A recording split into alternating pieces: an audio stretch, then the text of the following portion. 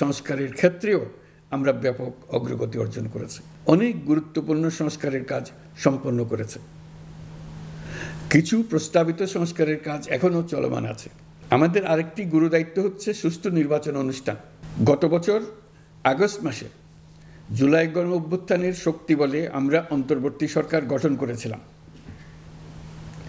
এরপর আমরা এখন আমাদের মেয়াদে একটি অত্যন্ত গুরুত্বপূর্ণ সন্ধিক্ষণে উপনীত হয়েছি। আমাদের সরকারের উপর ন্যস্ত দায়িত্ব ছিল মূলত তিনটি: হত্যাকাণ্ডের বিচার করা, একটি জবাবদিহিমূলক ও কার্যকর গণতান্ত্রিক ব্যবস্থায় উত্তরণের জন্য প্রয়োজনীয় সংস্কারের আয়োজন করা এবং সুষ্ঠু নির্বাচনের মাধ্যমে নির্বাচিত সরকারের কাছে ক্ষমতা হস্তান্তর করা। আমরা জুলাই গণঅভ্যুত্থানকালে তৎকালীন ফ্যাসিস্ট সরকারের নির্দেশে সংগঠিত হত্যাকাণ্ডের বিচার কাজ এগিয়ে নিয়ে যাচ্ছে। এই বিচারের উদ্দেশ্যে গঠিত আন্তর্জাতিক অপরাধ ট্রাইব্যুনাল তাদের প্রথম রায় শীঘ্রই দিতে যাচ্ছে। ট্রাইব্যুনালে আরও কয়েকটি মামলার বিচার চূড়ান্ত পর্যায়ে রয়েছে। সাধারণ ফৌজদারি আদালতগুলোতেও জুলাই হত্যাকাণ্ড সম্পর্কিত কিছু বিচার কাজ শুরু হয়েছে। আমরা একই সাথে দেশের ইতিহাসে প্রথমবারের মতো গুমের মতো নৃশংস অপরাধের বিচার কাজ শুরু করেছে। ইউনিভার্সাল কার্ডিয়াক হসপিটাল, আপনার হৃদয়ের আরো কাছে।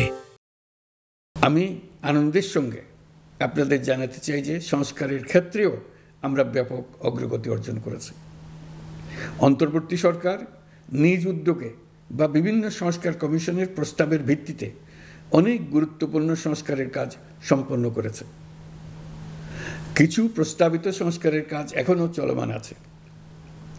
অধ্যাদেশের মাধ্যমে বা বিদ্যমান আইন সংশোধন করে বিচার বিভাগের স্বাধীনতা, বিচার ব্যবস্থাপনা, আর্থিক খাতে স্বচ্ছতা, প্রাতিষ্ঠানিক সক্ষমতা বৃদ্ধি, ডিজিটালাইজেশন সম্প্রসারণ ও দুর্নীতি প্রতিরোধে বিভিন্ন সংস্কার সম্পন্ন করা হয়েছে। ভবিষ্যতে সুশাসনের জন্য এসব সংস্কার বড় ভূমিকা রাখবে বলে আমরা মনে করি। আশা করি আগামী নির্বাচিত সরকার সংসদে আলাপ আলোচনার মাধ্যমে এইসব সংস্কার গ্রহণ করবে। আমাদের আরেকটি গুরুদায়িত্ব হচ্ছে সুষ্ঠু নির্বাচন অনুষ্ঠান। আমি ঘোষণা করেছি যে আগামী ফেব্রুয়ারির প্রথমার্ধে জাতীয় সংসদ নির্বাচন অনুষ্ঠিত হতে যাচ্ছে। এই নির্বাচন উৎসবমুখর, অংশগ্রহণমূলক ও সুষ্ঠুভাবে অনুষ্ঠানের জন্য আমরা সব প্রস্তুতি গ্রহণ করছি।